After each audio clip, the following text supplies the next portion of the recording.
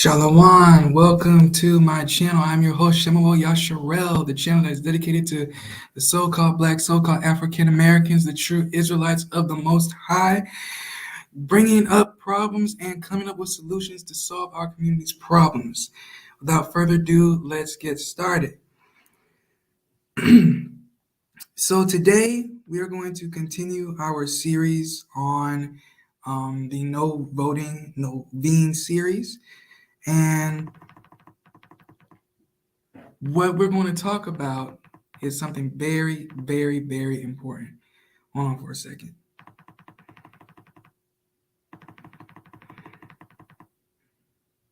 So,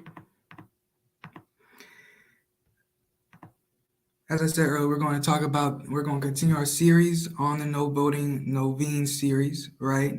And what we're going to talk about when it comes to that is why we glorify dysfunction.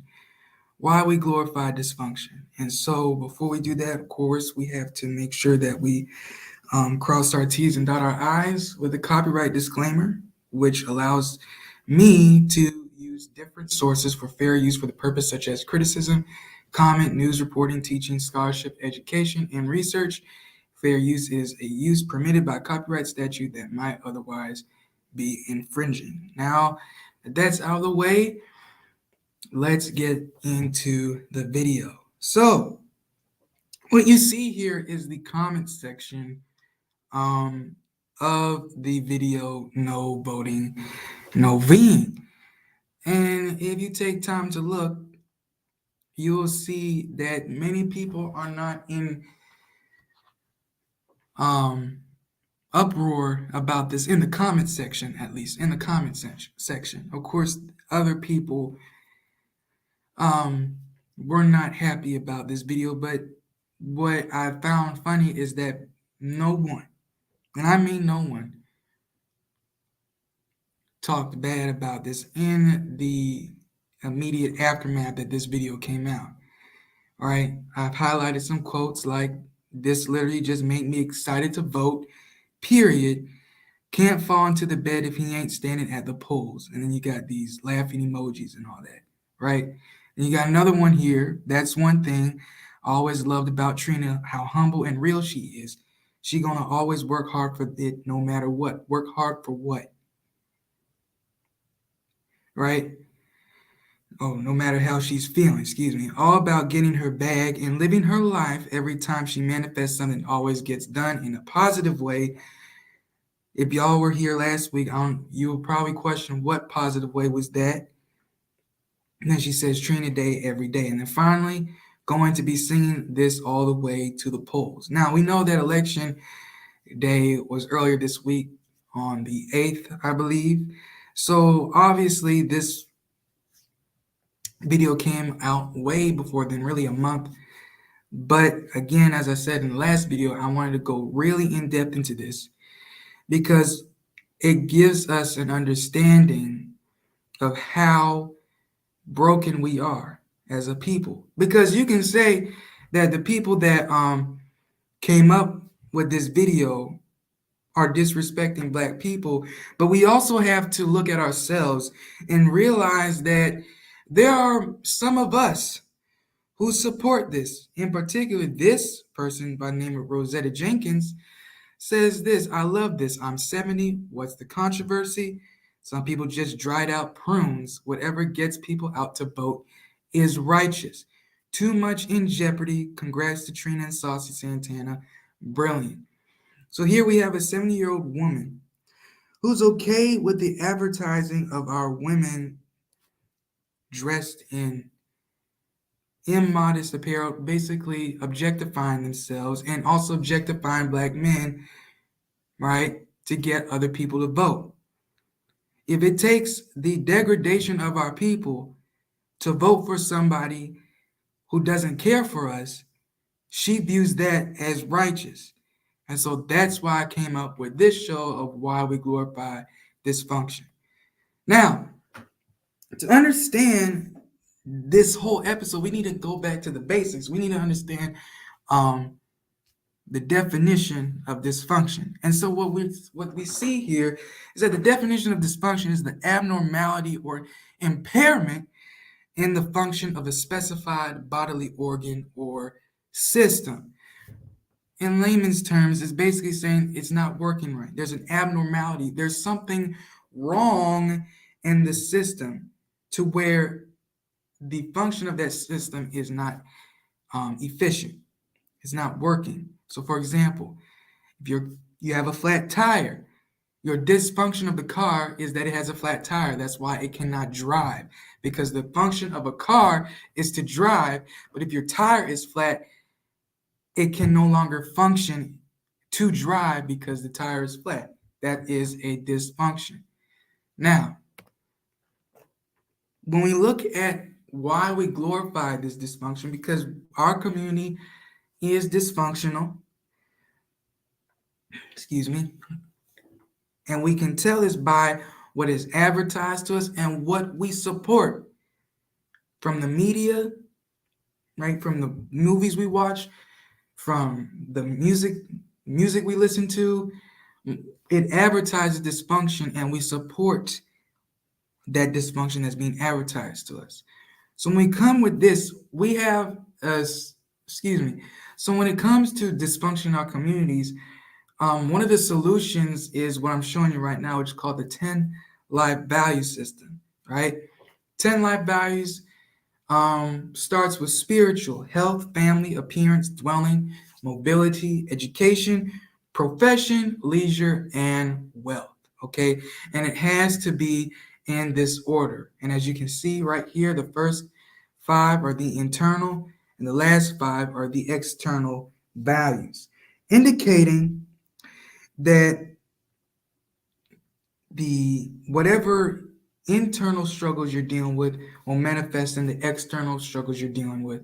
And if you solve those problems internally, then the external problems will also be solved. Okay, so basically all these values are connected to each other and they must be in this order.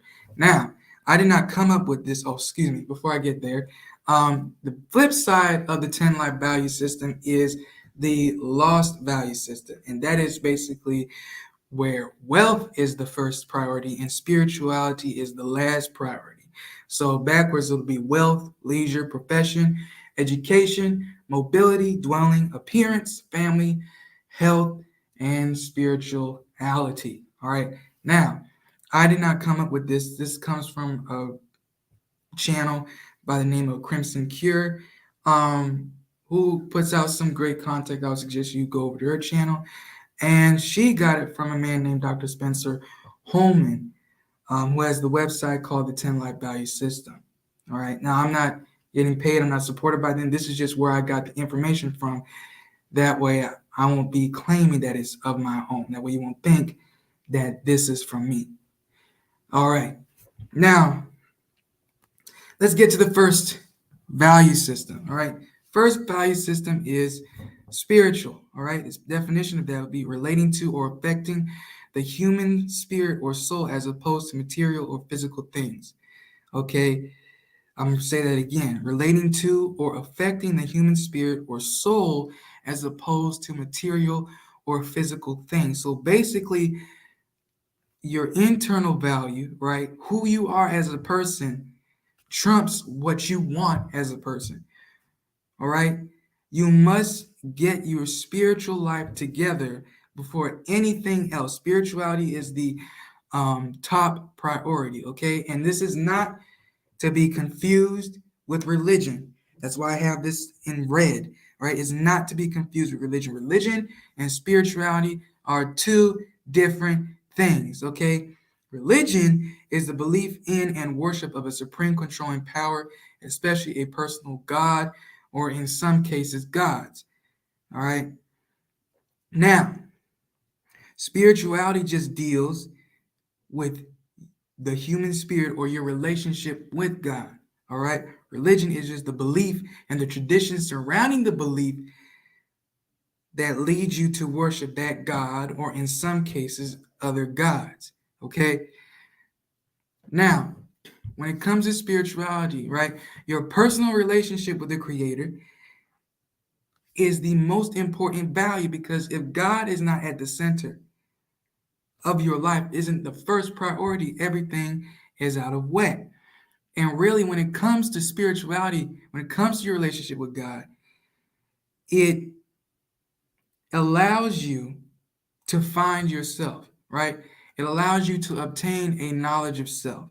It allows you to understand who you are as a person and what you are supposed to do while you walk this world, while you walk this earth. Okay?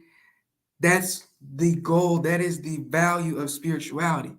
Because if you do not know who you are and what you're supposed to do, automatically your life is messed up. All right? If you don't know where you came from, if you don't know why you're here, if you don't know why you're going through many of these obstacles in your life, right? Which comes with the implementation of spirituality, then you're lost. Okay? And as in our history as a people, we have been taken away from our spiritual value, right? Before we were worshiping our God, we knew who he was, right? We obeyed his commands, right? But now that we're here, we're introduced to a different God. For you Christians, that God that you worship, that's on your stained glass windows with blonde hair, blue eyes, and white skin, that is a different God than what we worshiped prior to our sojourn in the hells of North America. This is why in most Christian churches, there are a lot of problems in the Christian church, from family, from health. Most of your sick and shut-in are in the church. Why? Because you're worshiping the wrong God. You're worshiping a white Jesus that has nothing, that one isn't real, the white Jesus. I want to make that clear. The white Jesus is not real. That was made up for your oppressors to worship. All right? So that's one. And I talked about health, which is the second value. All right? Health. We're going to move on to health. Definition, there's two definitions. One is the state of being free from illness or injury. And the second, which is, I believe, is a great definition, is a person's mental or physical condition. All right? Many of us will believe that health only deals with the being free from illness or injury. All right? That's surface level, okay? Because you cannot have diabetes and still be unhealthy. You know why? Because the condition of your body determines whether or not you're going to get diabetes or not. So just because you don't have it now doesn't mean you're not going to have it later. Whatever you're putting in your body preps you from what determines whether or not you're going to have a sickness or not. All right. That is why the condition of the human body is more important than just being free from illness. Okay. Because if your condition of the human body is right, when you're sick, your body is able to fight against that sickness much better and faster than a person's body who is in the poorest condition. Okay. Now, health doesn't just deal with exercise and what you eat, right? Your health also deals with what you feed your mind, right? And the more healthy foods you eat, right? Because there are nutrients and chemicals in these foods like grains, beans, onions, mushrooms, berries, and seeds. These are known as the G bombs, right? I'm going to have to do another series on that. But these foods contain high nutritional value that not only just help the function of the body, but help the function of the mind. And if your mind is not right, your body will not be right. Like I said, internal affects external. Mental also affects physical and vice versa. All right. So not only does health deal with the food we eat, and our activity levels, right? Like exercising, like running, jogging, martial arts, all those things. But it also deals with what we feed our mind. Our minds. And we have to ask the question, like, what is the diet that we feed our mind? What are we watching? What are we reading? What are we listening to that affects our thought patterns, right? This health value determines that. Do we value our health to the point that not only do we eat well, but we also absorb the right material that we watch? Because, and especially in today's society, most of what we watch, most of what we listen to, most of what is advertised for us to go to movies and watch are negative. They contradict these 10 life values that I'm going over right now. Right? Recently you had a Jeffrey Dahmer documentary, and I had some friends who watched it and talked about it and said that that was one of the most gruesome things they ever saw. Right? And Jeffrey Dahmer was a what? Cannibal. Why was that advertised? Oh, because we wanted to give you information on this man. Most of the time, is to advertise negativity.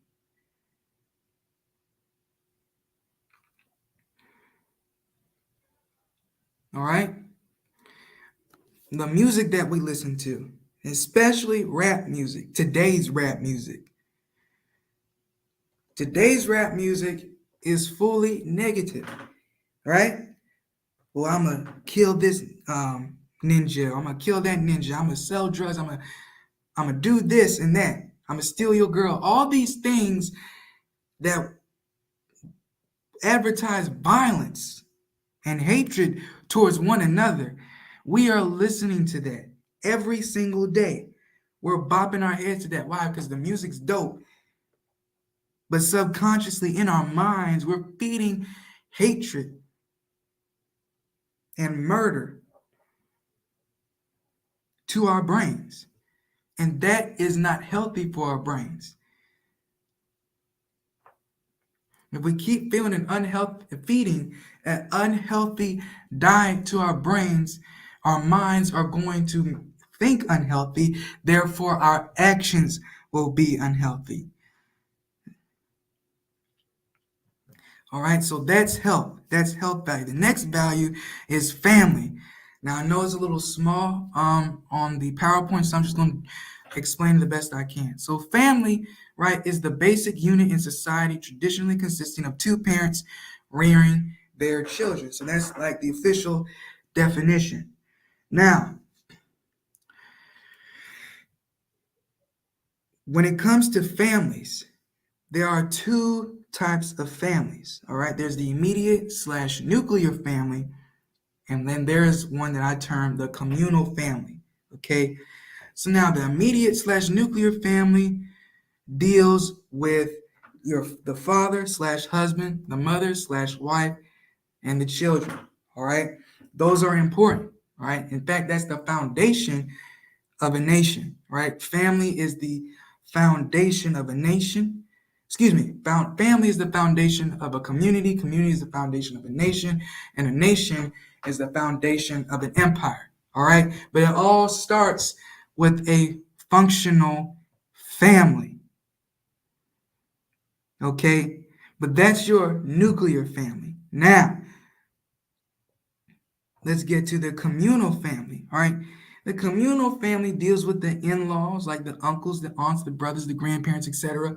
You have your neighbors, you have your elders or teachers, your business owners, basically people that are around your area. All right, now I'm a very young person, but I've heard stories of how when my parents would get in trouble, right? The teacher knew the parent, and so basically, if the parent got in trouble, if my parent got in trouble at school, the teacher would notify the mother, and that's how the parent would find out, right? So there was that system of communication and of trust that said, okay, you're teaching my son or daughter, right? So I trust you, right? And we also know each other outside of that because there's this sense of community, right? So if my son or daughter acts up, I expect you to call me. That way I can take care of it, right? There's that system of trust. That is technically a family, right? You have the neighbors. There are also stories of how if the neighbors knew that you were in trouble, you'll get a whooping from that neighbor. And then if another neighbor heard that you got in trouble, they would give you another whooping. By the time you got home, well, you're all whooped out. But at the end of the day, your parent has to whoop you too. Now, of course, things have changed. And of course, I don't believe that you need to whoop someone that's not your child. However, the point of that scenario is to tell you that these people believed that not only was it just the immediate family's responsibility to raise the child, but other people also felt that it was their responsibility to help the child grow up into an upstanding young man or an upstanding young woman, right? Which goes back to the saying that a lot of people like to use: it takes a village, right, to raise a child. And that is in fact true, right? However, if you look at our communities today, there is so much division in our communities that there is a abundance of mistrust and a lack of true trust between the neighbors, between the teachers, between the business owners, and the business owners now don't look like us anymore. They didn't really look like us then. But for the most part, especially during segregation, because we did not have access to the dominant society's resources, we had to make our own, which means we had to make our own businesses. So there was a point in time where we knew the person who owned the candy store or the drug store, right? They knew us by name and we knew them by name. Not anymore. That sense of communal family is gone.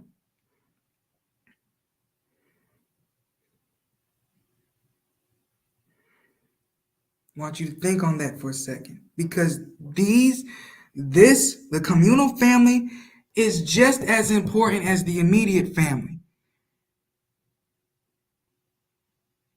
Because the communal family not just relies on just different individuals, but also different families.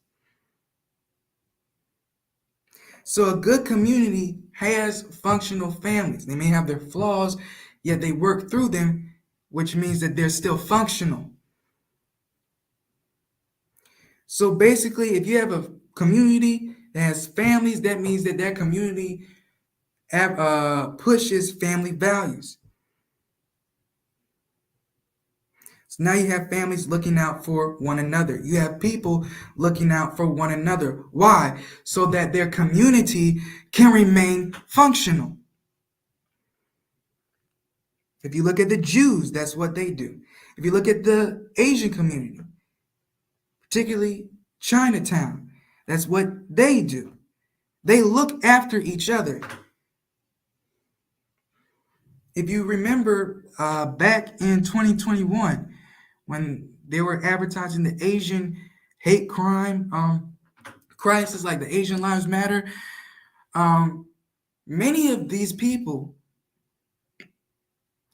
created systems in their communities that said, hey, we have a night watch team. So if someone hurts a fellow Chinese member of this community, we're going to be there to record it and we're going to be there to stop it.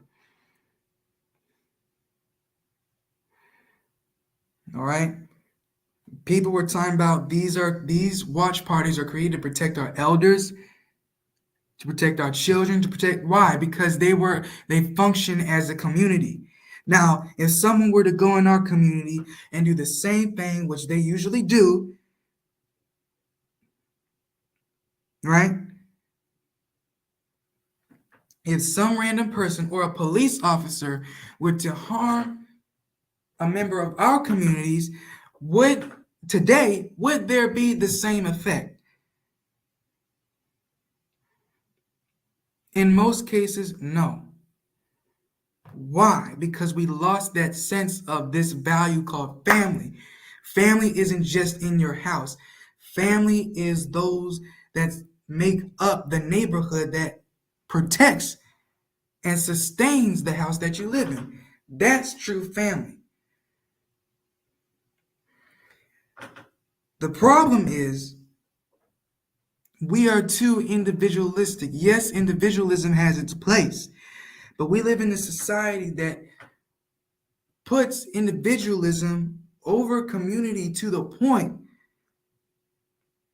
that if the community has standards and you don't that help protect the community for the betterment of the community, and you have standards that necessarily don't support the community, you will say, well, my standards trump their community no matter what happens. All right. So let's just say, and there is a rule about this, say the community says don't murder, right? But because you have beef with someone, you're going to murder that person. What did you do? You killed a member of that community. You killed a member of your family.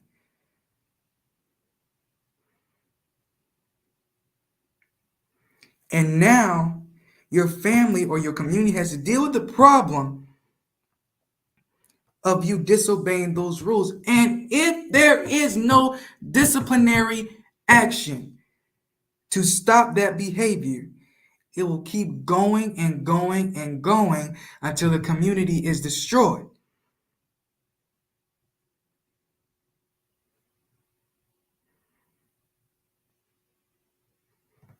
All right. So that's the value of family. All right. Next value is appearance. Now, the appearance can either deal is the external or outward display of yourself. All right. That's where we're going with this definition, because how you dress can reflect your personality, your sense of fashion, how you view yourself. Right. It can even tell things about your religion. Right. If you dress a certain way, well, we know that you're probably part of this religion, right? If you dress a certain, even dressing, the way we dress also um, gives gives an impression to other people about your morals. That's really how powerful appearance is, right? You may think this is not fair, but the reason why most of the time people go to interviews in a suit because it portrays a sense of professionality, because it portrays the fact that, okay, not only are you willing to work, but you're also willing to look the part for your job, which means that you will probably be a good fit for the job. All right. Now, of course, we can't just purely go off of appearance when it comes to determining a character of a person, because your appearance can also reveal to some people what you want to hide. Appearance can also be a tool to hide the internal struggles that you have. Again, I'm going to pick on the church again. This goes a lot. This happens a lot in the church. Got people dressing in suits, right? Portraying that they're holy because they're wearing a suit. And in the meantime, they have their own internal problems that they're struggling with. So your appearance can either hide or reveal who you are. Okay? But if we have a good value system, if our spiritual value is in place, if our health value is in place, all right, if we have a good family, all right, that instills in us values that make us feel proud of ourselves, we're generally going to dress proud. And of course, I want to make this clear. Appearance doesn't just have to do with dress. Appearance can also go into your posture, how you walk, right? Do you walk in a way that it makes you seem downtrodden? Your head is down low, hands are in your pocket, right? Or do you walk upright? You're standing up straight. You're walking with a kind of confident strut in your step, right? Because you feel like you can take over the world. That also goes into appearance.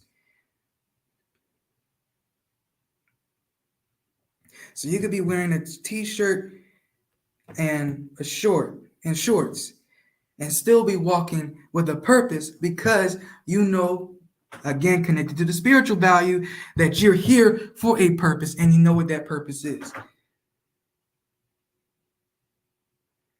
See how these things are connected. So that's appearance value. Next one is dwelling. Now, dwelling in the physical sense is the environment that surrounds you on a daily basis, like your house, your neighborhood, your school, your job, right? Your physical environment will mostly determine your spiritual and mental state, all right? If you're constantly in a house that's full of turmoil, well, your spiritual state will be turmoil because that's what you're living in. All right, if you're dwelling, or if your environment or dwelling just means environment. If your environment or dwelling consists of positive activity, positive reinforcement, order, structure, then your spiritual and mental state will be that as well. Now, here's the thing. A person you have the ability to determine what environment you're going to be a part of, right? If you're starting a community, if you're trying to build a family, if you're trying to buy a house, you consciously make the decision to whether your dwelling or your environment is going to be positive or negative.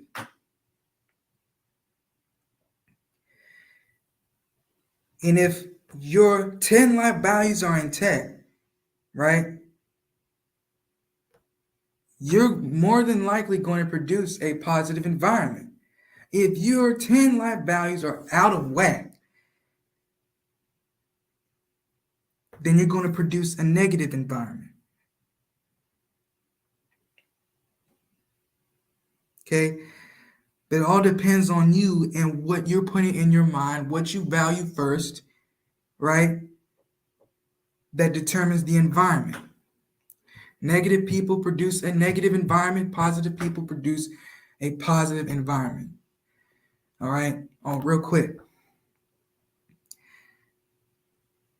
So, as I said, a positive environment is built and established by a positive person. Now, with that being said, if you're in a negative environment, it is still possible to rearrange that into a positive environment. So if you're in a negative environment, there's still a possibility to make it a positive environment. But that also deals with you, okay? So if you're living in a state of turmoil, right? If you make the conscious decision to reevaluate yourself, to look within yourself, which starts with spirituality, and you start implementing those other life values like health, family, and appearance, right? There is a possible chance that you can change that environment, all right? But that also depends on the people that are contributing to the environment as well, okay? So I want you to keep that in mind, all right? One part of the dwelling is if the people who are in charge of the environment are positive, they're more than likely going to produce a positive environment. If the people in charge of the environment are negative, then they're more than likely going to produce a negative environment. Now, if you so happen to be a positive person in a negative environment, you have the power to change that, all right? If you so happen to be a negative person in a positive environment, you too have the power to change that.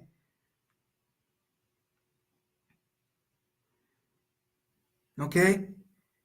But again, it all starts with the individual. It all starts with you. You have to make the conscious decision to not fall for this lost value system, which is the 10 life value system backwards. All right, but I'm getting ahead of myself. I don't want to do that. So let's go to the next section or value, which is mobility. Now, the surface level definition, or the widely known definition of mobility, is the ability to move about freely. Like, you got a car, you can go to your job. You got a bike, you can go to your neighbor's house, right? You got legs, you can walk to the mailbox, right? That's mobility. That's the most common concept that we think of when we hear the word mobility. However, there is a social definition to mobility, and that is the ability to change from one social setting / situation to another, to change from one condition to another condition. Okay? The problem with our community is that we are content with a negative situation, a negative condition, right? We have accepted defeat. We have accepted the fact that we've been defeated, that we're in a state of negativity, of lawlessness, degeneracy. Yes, that's most of our people. Not all of them, but most of them. Because that has been introduced to us for centuries, for generations, to the point where we think that it's normal.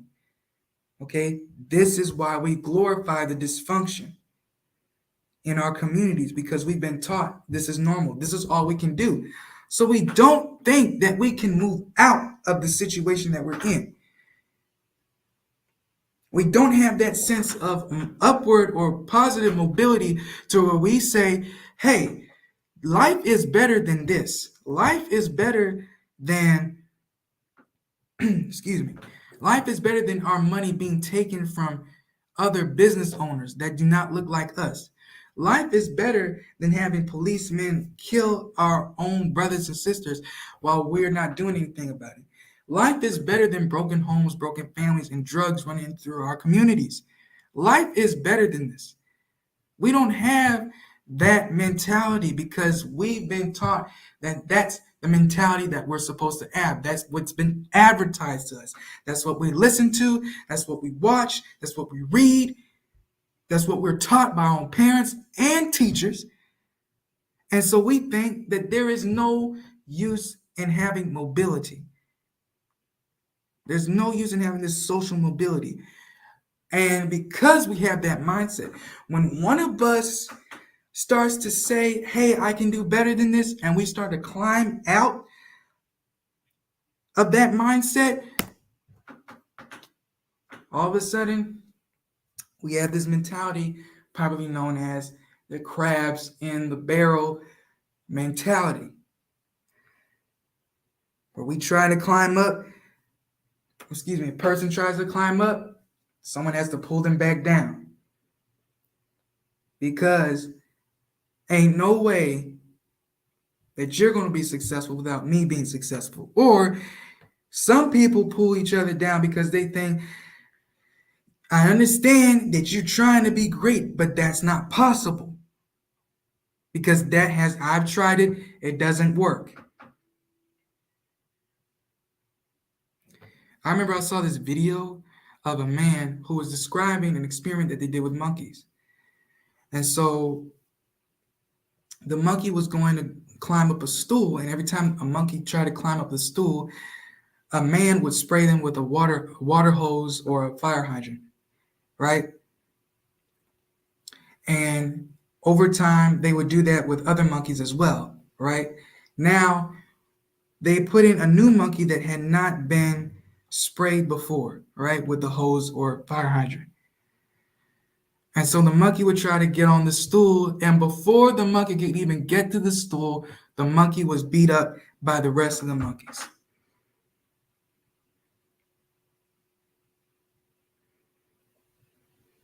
Interesting, isn't it? Because that really accurately describes our mentality. If we crashed and burned, there are other people who are going to try to get out this mentality, get out this cage, get out this condition, are going to crash and burn too. So we're going, in our minds, we're going to keep them from crashing and burning by discouraging them, by putting them down, because it didn't work for us, it's not going to work for them. Because we have this absence of the mindset of mobility. You see, now, when we have the value of mobility, it allows us to break out of that crab in the barrel mentality, right? Again, mobility allows us to think of solutions to our problems, which is what this channel is all about, bringing solutions to the problem. If we have a mobility mindset, we're going to come up with solutions like, hey, let's start our own businesses. Hey, let's start our own schools because the education system is going to help us learn. Hey, because the police are beating us up, there's no qualified immunity against them. Hey, let's start our own police force. Solutions like that will get not just individuals, but our community out of the condition that we're in. Okay? That's the mobility mindset. Right? Next is education. All right? Obvious definition of education is the process of receiving or giving systematic instruction, especially at a school or university. Okay? Now, this second definition was my favorite. It's called an enlightening experience. Now, when we think of education, we think of the first definition. We think of a process of receiving or giving systematic instruction. In other words, that's indoctrination. Okay, we go to school to get indoctrinated. We're taught this, we're taught that. We don't know if it's true or not because really we didn't ask. And if we did ask, we get in trouble for it. Right? The teacher's job is to teach a curriculum that the school board or district wants to push to the community. And it starts with the children. If you can teach the children, if you can indoctrinate the children at a very young age, at the age of 5, right? Some cases 3, that's what pre-K is for. If you can get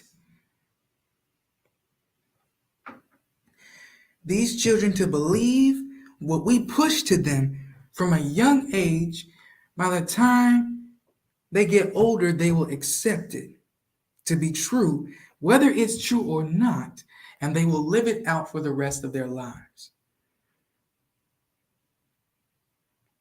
That's the education that we support, that we usually go to, that we think about. When we think of education, we really don't think of an enlightening experience because none of the stuff that we were taught, I'm speaking from my age and my experience, has been enlightening. We've learned in the school system that I've been a part of, right? I've learned the same thing over and over again. I've heard about the Revolutionary War more times than I can count. I've learned about how we've been slaves here in America for over 400 years, more than I can count. I've heard about how 2 + 2 is 4, more than I can count. I know my multiplication tables. I know how to read. I've read books that you told me I should read. These books are not really enlightening because you told me I should read them. So they're a part of the curriculum. I don't have the freedom to learn what I want to learn. That will actually give me some benefit in life. Okay? That's the experience of education that I've been exposed to. My friends have been exposed to this. My parents, my grandparents, all of us have been exposed to education that does not give enlightenment, but gives indoctrination.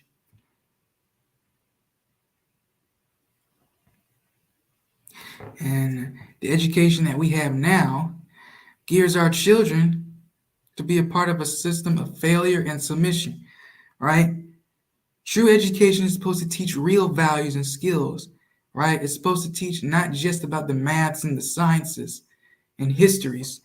It's supposed to teach about how to survive in a capitalistic society, how to make money, how to start your own businesses, how to build a house, how to survive off the grid. These are skills that need to be taught to our community, especially in these times.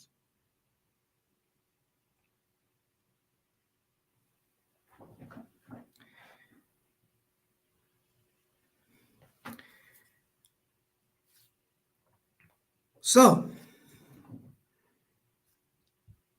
true education is supposed to prepare our children for the future, for their future, and for our community's future, our race's future. But education that we expose our children to is short term, right? All right. Education teaches us, okay, go to school so you can get a degree, which is a piece of paper, right? You go to school, you get your BS degree, pun intended, and then you get a good paying job working for somebody else so you can just barely get by. I heard this, that job just stands for just over broke. So whether you a doctor or a lawyer, if you call that your job, you're just over broke.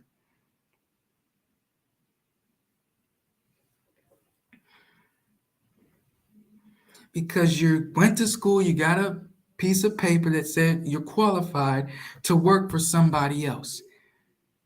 So yes, you're getting paid, but the person you're working for is making more money than you. And because of that, they can determine your schedule, they can determine how long you sleep, they can determine when you eat, right? That's your job.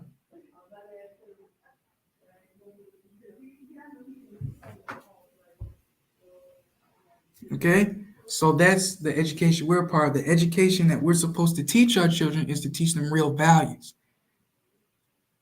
All right? Like learning how to grow your own food, learn how to build your own house, learning skills that are useful for survival, learning how to start a business, learning how to read stocks, all these things that that are required for survival, that are required just to live. We should be teaching our children. We don't teach that.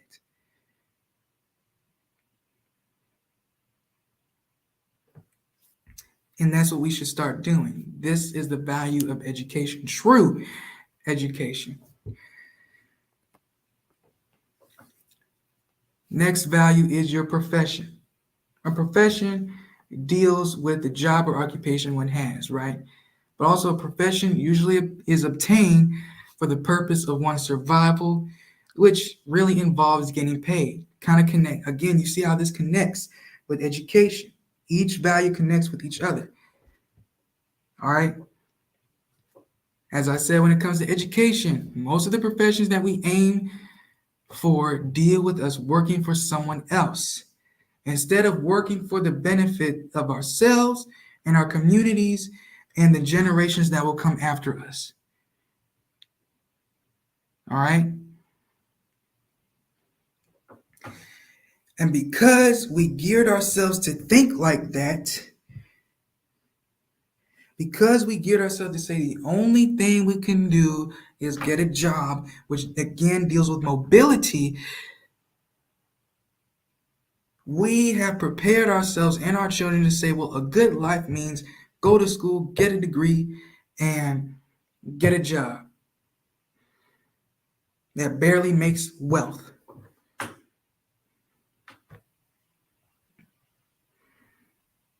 All right. That's when we think of a profession. A profession really should be not just making money to get by, but making money to invest. And not just money, but also gathering other resources, right, to invest, to create a legacy for your children, for your family, and for your community. Your profession shouldn't just deal with money. Your profession, yes, should deal with passion and should deal with a sense of duty. If you're unhappy with the job you're at, you're only aiming for it with money, for the acquisition of money.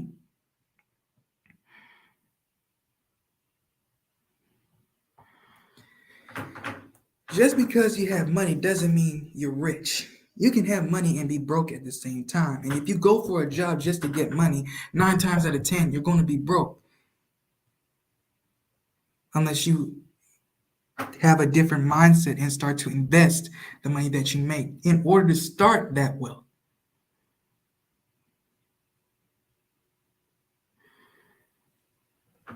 But if your paycheck is determined by the boss that you work for, and you only think of profession in that way, your money is determined by your employer, and you got a job for money.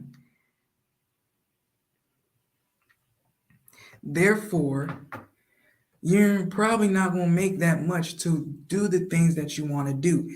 There might be some instances where you'll get to do that, but for the most part, you'll be dying without ever fulfilling your dreams, which is the legacy that you're going to leave behind when you die.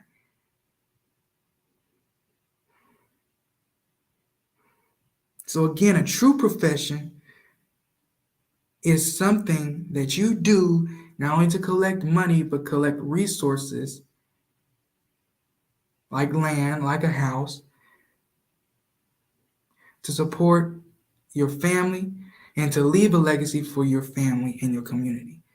Basically, a profession is supposed to sustain the people around you and the people that you are responsible for. A profession isn't just so you can get money. A profession involves the acquisition of money, but it involves you to use that money wisely.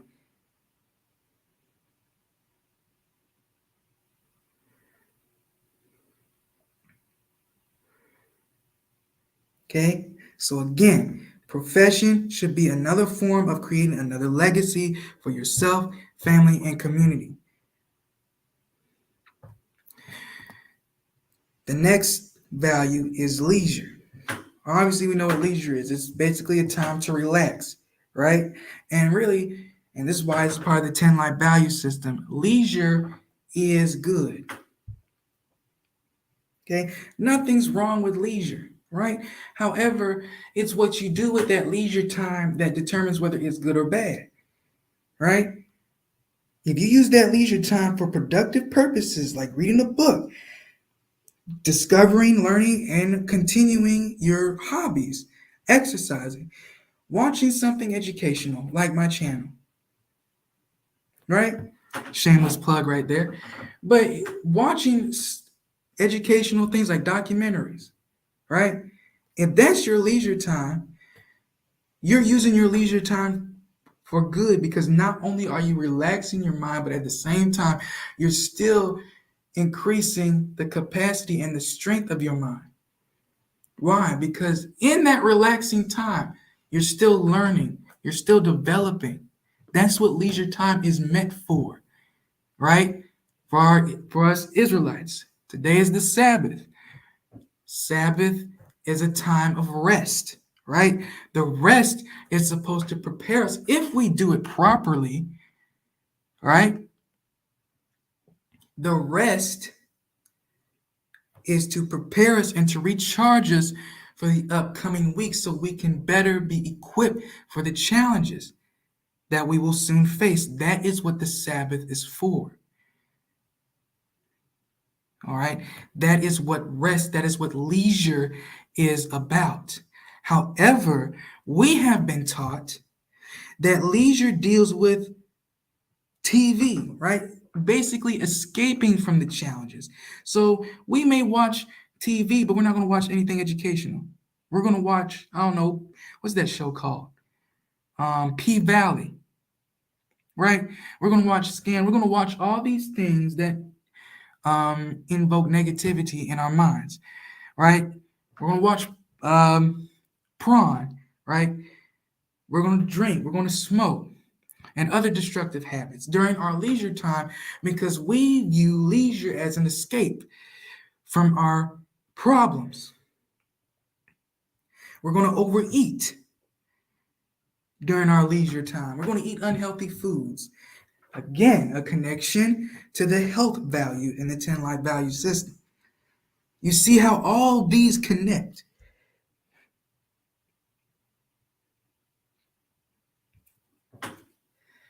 All right, so that's leisure. Leisure is supposed to be the time where you relax and develop your mind by doing constructive and developing constructive habits. Okay, that's leisure. The final value of the 10 life value system is wealth. Now, again, the surface definition of wealth is the accumulation of valuable possession or money. All right, but the true definition of wealth is the abundance of resources that can be used to set a stable foundation not only for yourself, but your family and future generations to come. Again, connection to what? Profession.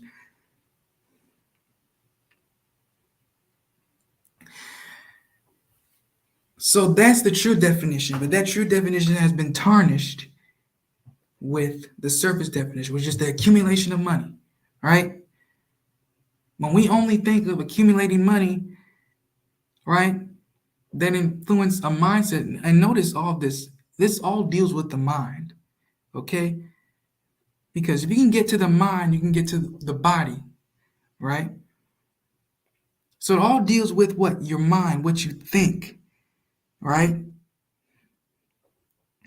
So when we only think of, okay, the goal in life is to get money, the goal of this job is just to get money, our mentality starts to change. Because yes, money's good. Nothing's wrong with money. Again, it's the mindset of the person who obtains the money determines whether that money is going to be used for wrongdoing or for good doing. Okay? So when we think about wealth, we're only thinking about money, which causes us to aim for the wrong things. We're thinking wealth, we're thinking Bugattis, we're thinking a nice couch, we're thinking a nice vase, we're thinking a nice mansion, right? But really, true wealth comes from the provision that we can give ourselves and those around us, right? Mark 8, verse 36 and 37, it says, "For what shall it profit a man if he shall gain the whole world and lose his own soul? Or what shall a man give in exchange for his own soul?" What this means is that, yes, wealth is good, money is good, but if you forfeit every other value that I talked about in this list for wealth, what do you have left? Green paper or invisible digital icons on a computer screen? Talking about crypto. Or a plastic card. But internally, you're messed up because you aim for the wrong thing. You put wealth in the wrong place of your life.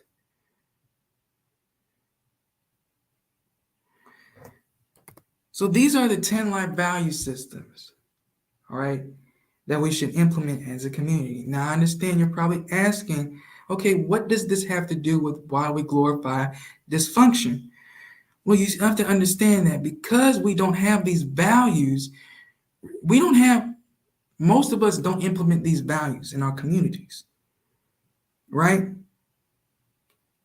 So because we don't have these values that I just explained, dysfunction is running rampant to the point where we think it's normal, and to the point because we think it's normal, we celebrate it. Whenever celebrities like Cardi B, Meg Thee Stallion, the baby, Lil Baby, and any other babies that are rappers, right?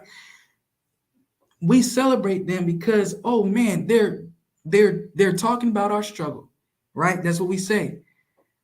I remember, I think it was 2 weeks ago, me and a friend talking with this dude talking about how why he relates to NBA YoungBoy, and he was talking about the reason why people bump to NBA YoungBoy instead of someone like Kendrick Lamar is because One, he talks about the streets, he talks about the struggle, and he puts it to music that people just want to dance to. Nobody cares about the lyrics. We only care really about the music. But at the same time, I like him because he talks about the struggle. Friends and family of this channel, I want to create a news flash for you guys. Struggle should not be normal. Yes, you're going to struggle at times, but struggle should not be a regular way of life. It shouldn't be normal, right, to have dysfunctional families. It shouldn't be normal for our own people to view ourselves as our own worst enemies. That should not be normal. But yet we view it as normal and we celebrate it because we adopted that mentality as normal. So now when it comes to the video, no voting, no Ving, right? You got to remember, what did they advertise? What were they talking about? All right. So we're going to go back, to this system, the lost value system, right? The lost value system is again wealth, leisure, profession, education, mobility, dwelling, appearance, family, health, and spirituality. Basically, the 10 life value systems in reverse. Okay. So when it comes to the no voting, no Ving video, we're going to look at the lyrics again. Yes, I'm sorry. I know you thought you were done with these lyrics. I did too. But we're going to have to look at these lyrics again to understand how this video advertises a lost value system and why we glorify that video, because it advertises dysfunction. Okay, we're going to skip the chorus because we already know the chorus. We don't need to hear it again. Let's start with verse 1. Black app looking for some action. Swipe the homie Scott. What's happening? Face is a 9. Abs is a 10. D is to be determined. All right. So first thing off the bat is Black app looking for some action. Okay. Black app, as we know, is a dating app, right? And today, dating apps are used not to find families, but to find hookups, right? We live in a hookup culture nowadays, right? So when we talk about hookup culture, obviously we're talking about sex. So that's basically what this verse is about. Black app, which is a black dating app, is not encouraging us to find other people to start families, obviously because it's a dating app. Let's be real here. Dating apps do not help to create families. If that happened for you, wonderful. You're an exception. But for the most part, dating apps are for hookup culture. All right. And so you got a black dating app to promote hookup culture in our communities. Already, they are messing with the value of family.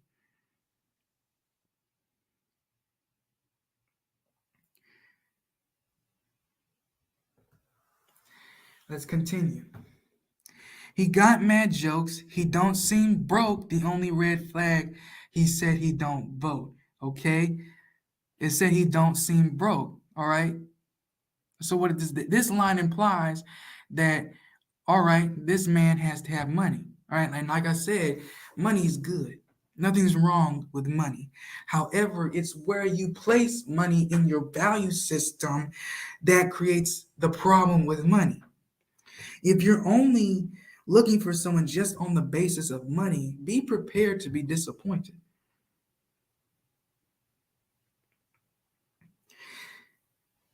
Because, like I said, true wealth comes from the accumulation of resources, not just money, to provide for yourself and for your family.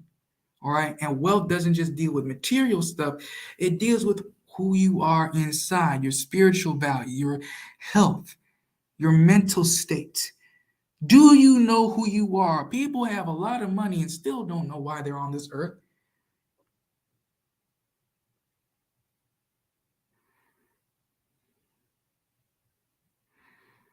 All right. This midterm election is for all the single cuties want to hit this booty. Gotta do your civic duty. Golly, I hate saying this. Anyway, verse 2. His verse is deuce up now, but my homegirl through, put the by in partisan. Politics be so nasty, make me want to flirt you, show you how to be a poll worker. Now, if you take a look at the video, right, you'll see a lot of the women in there are wearing revealing clothing. The dancers are wearing black leotards or whatever you call them, right? I think the rapper who's putting this verse out, Trina, is wearing stuff that you would see a stripper wear, right?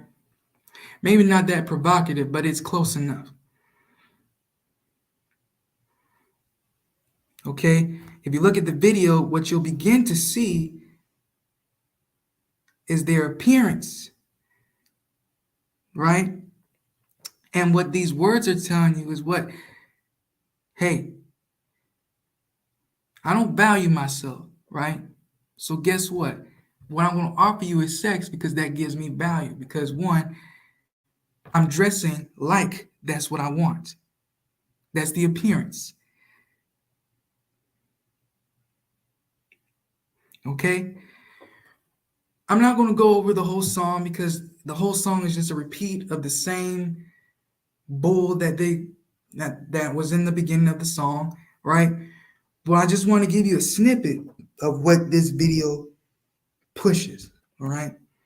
Now, to really understand this, I thought it'd be great to include the legend, Brother Minister Louis Farrakhan, all right? And he talks about why and how the lost value system got in our communities. So, let me just share the screen and I will show you this video. All right, Minister Louis Farrakhan on Donahue 1990. All right, let's get started. As an audience of intelligent people, I would like to just take a moment to say to you that I really don't think you fully understand what has happened to these people that you look at as second class or inferior citizens in this nation. Black people who were brought to this country were stripped of their names, language, culture, religion, God, and taken totally away from the history of themselves. Here are 30 million people who don't wear their own names, they wear your names. Who don't speak their own language, they speak English, which is not their language. They never were allowed their own cultural expression of Africa. Don't you realize that when you turn a people upside down and inside out, then sell them not for a day, not for a year, but for 300 years and deny us the human right to know, to read a book, to learn, to understand. And then after 300 years of that, you allow us into the church, but by that time, you've painted Jesus white, God white, the angels white, and then all these black people have been subjected to a form of white supremacy, which produces in the reverse a black inferiority. And this is fulfilling what Jesus said, as a man thinketh, so is he. And as long as our people think the way they think, we will never be able to do what we as a people should do to correct our condition. Over here, please. Y'all heard that? What this man just said, this man right here, just said in a shorter time than I did, that because we have been taught a defeatist attitude, a defeatist mindset, we act out defeatist actions because we think that way. He outlines the process of the introduction, to the lost value system.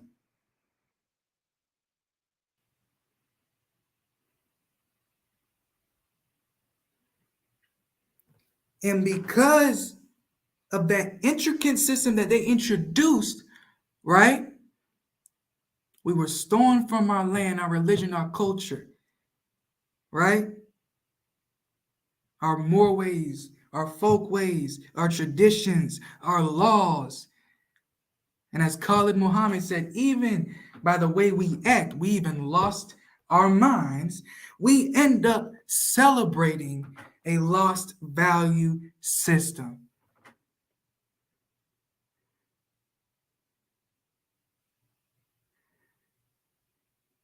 And what does that lost value system look like? Well, let's start with the first one. Wealth.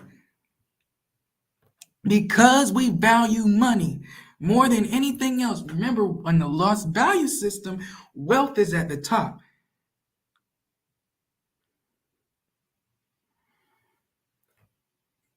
And the thing you got to remember about value system is that the order in which they appear is important. If you put them in the wrong order, then the motive of pursuing that value is corrupted. I'm going to say that again. If you put the value in the wrong order of your life, then the pursuit of that value becomes corrupted.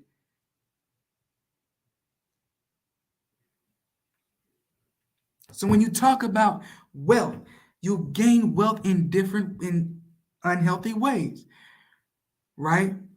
Through the selling of drugs, or in a less bad and a less negative view when it comes to society's view of this, you go to the Hollywood executives and they tell you, okay, you can rap, you can be a rapper as long as you rap about negative things about your community.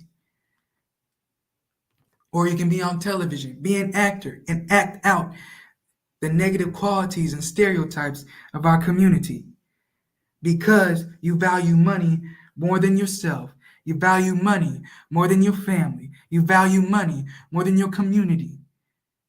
And because you value money more than yourself and your God and your community and your family, you're willing to do anything to get that money, to get that bag, as they say. Next, right? Before there was wealth, there was leisure. Now leisure is out of place. Now we use it to what? Be lazy. Leisure now turns into laziness. Because if you didn't earn your leisure, because you have to earn your leisure, which is a YouTube channel, by the way. If you don't earn your leisure, then it turns into laziness because you didn't do anything that requires your body to rest. And because of that, your mind becomes idle. So it's drawn to negative devices like junk food, like junk TV, right? So you're just being lazy. That's leisure in reverse.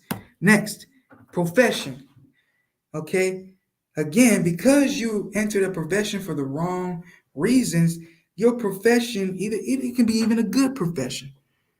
You can be a doctor, but because you're only in it for money, you're not going to tell your patients the reason why you have diabetes is because of your diet and eat plants from the ground. No, what you're going to do is give them pills that will manage their condition, but will have the potential to give them side effects.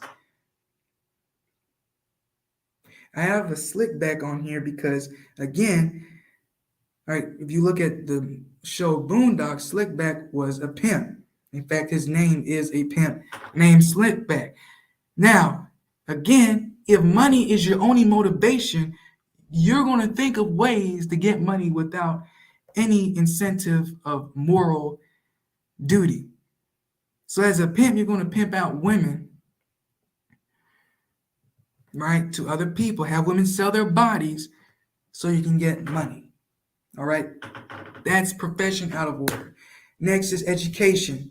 Like I said, today's education is indoctrination. As you see in this political cartoon, people are going into the educational system, and the educational system is squeezing out of these people intelligence, discipline, and creativity. to the point by the time you get out of the education system, yeah, you were taught uh, about the theories of your profession, but you weren't taught how to maintain your profession, how to increase the talent of your profession, because all of your intelligence have been replaced with indoctrination of a curriculum. All the discipline, because schools don't teach discipline, right? Discipline comes from within. You determine whether or not you're going to be disciplined in your craft or not. All schools teach is do this assignment and you'll get a good grade. All right, all they teach is rewards and punishments, but they don't teach you how to obtain a lifestyle that will get you more rewards than punishment. All they teach you is if you do this, you'll get a reward or you'll get a punishment. But they don't teach you, hey, in order to get a reward, you're going to have to do these actions to get it. And that doesn't just involve doing homework. And then they take out your creativity, meaning that not just when it comes with the arts and science, arts and music, right? It also comes with your creation of innovation, right? You could be in a class doing a project, and because it gives you a rubric of how to do that project, your creativity of how to perform that project is gone. And so you're out of the education system, willing to submit to whatever the real system of your job and of the government tells you to do, because you're taught to submit to a system from an early age. We're almost done here. All right, mobility. Now, mobility, we now are in the value system where we believe that mobility is non-existent. So we're going to stay in the condition that we're in, just hoping someone would have pity on us to get us out of the condition. Black people, so-called African Americans, Israelites, we have no friends. All right? No one's going to take pity on us. All right? We need to get out of this mindset of no mobility and start getting the mindset of mobility and get ourselves out of this condition. Dwelling. Look at our communities. Our communities are messed up. They're not organized. They don't produce a healthy environment. It's polluted. Right? And because we don't have a mindset of upward mobility as a community, which means starting our own business, starting our own schools, we're content, or we just accept the poor conditions that we're in, which foster a negative mindset, which fosters negative people, which fosters a negative environment, which produces an environment filled with murder, an environment filled with robbery, an environment filled with chaos, because we have a negative attitude. Our appearance, like I said, your appearance can reveal what you think about yourself, right? Sagging pants can equate to a sagging mentality because you think in order to get attention, you have to be low down. Why? Because society has taught you in order for you as a black man and as a black woman to get attention, you have to be low down. So your appearance will look low down because you feel that in order to get the attention that you lacked, the positive attention that you lacked, you have to be low down. Again, when we value appearance, we put the value system of appearance out of place. Again, that system, that value becomes corrupted. So this is an example of appearance being corrupted. Fine, almost there, family.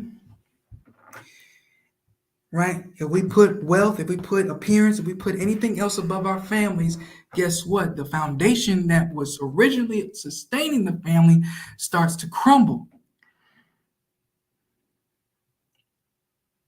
Right? And so now this is where issues start to increase and grow to the point where now families are broken and now families are destroyed. Divorce rates are going up. Why? Because you didn't value your value of family wasn't in the right place, and because of that you corrupted your value, or your view of family was corrupted. Therefore you didn't nip certain problems in the bud before you started one. Health,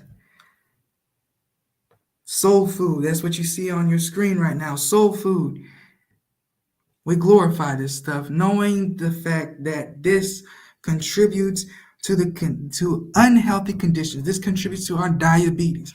This contributes to our cancer.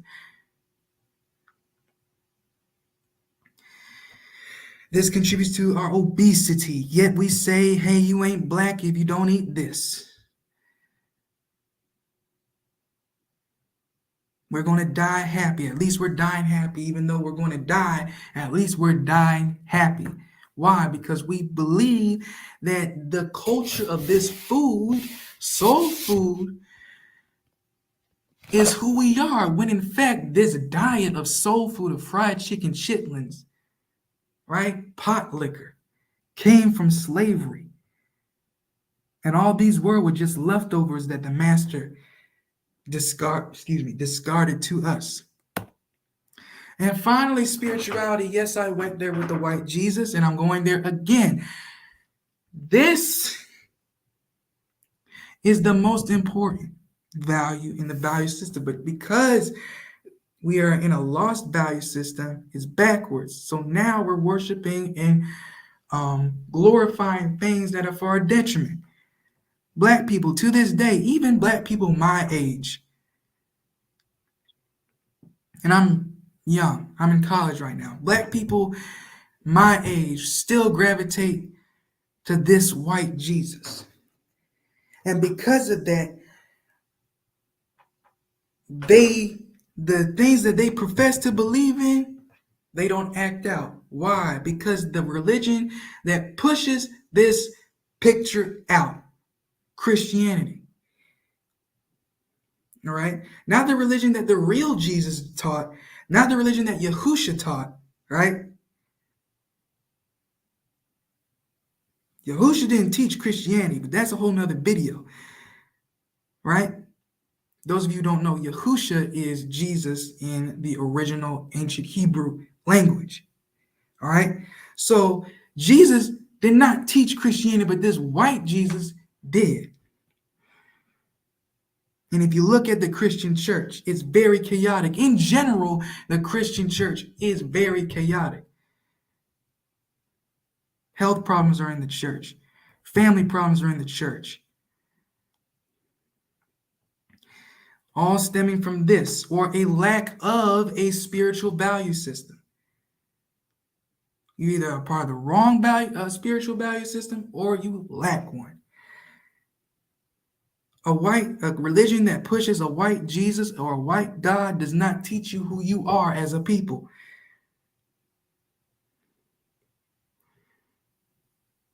Right? As my introduction states, so-called blacks, so-called African Americans, the true Israelites of the Most High.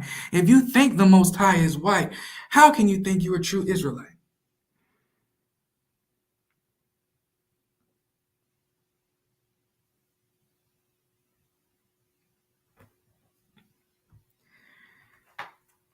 But this image is the main factor that destroyed us. Because again, naturally, we're a spiritual people.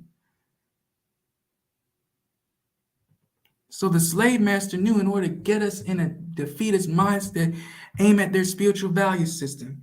And what they did is they introduced us to the white Jesus. And now look at how we act.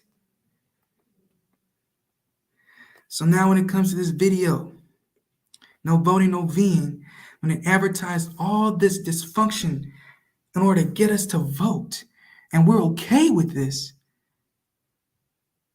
Because that's the reason, that's one of the reasons why they put this out, because they knew, yes, certain black people get upset, but other black people listen to this kind of stuff on a daily basis and support it, so they'll support this.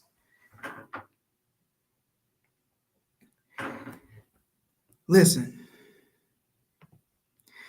we can get mad at Esau, white man, whatever you want to call him, all we want to, and yes, we should.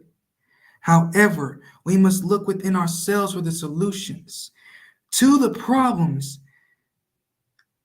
that the white man has introduced to us, because we are the ones that accepted that. And that's what this channel is about, to expose the habits that we adopted in the years of slavery and now, and how we can overcome them. And one of the ways we can overcome them is through implementing the 10 life value system, which is spirituality, health, family, excuse me, dwelling, education, dwelling, appearance, education, profession, leisure, and wealth. That's all for today. Thank you for joining. I hope you enjoyed the broadcast. Until next time, be safe. Shemuel Yasharel signing off.